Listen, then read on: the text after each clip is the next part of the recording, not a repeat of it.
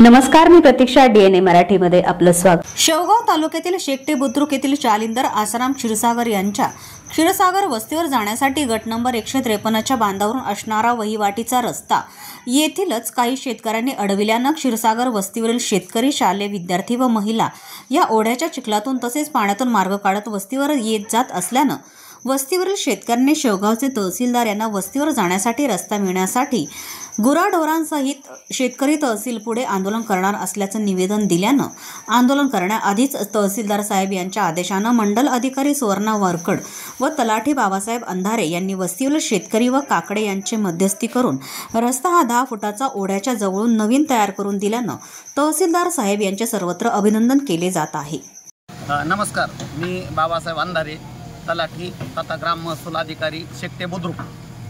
आज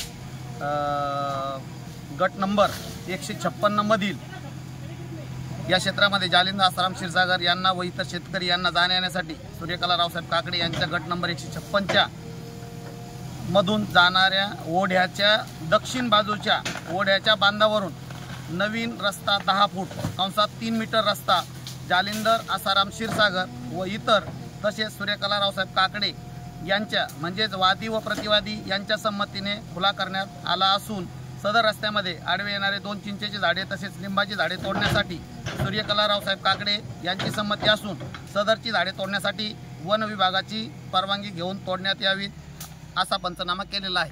धन्यवाद. प्रतिनिधी इसाक शेख, DNA मराठी, शेवगाव.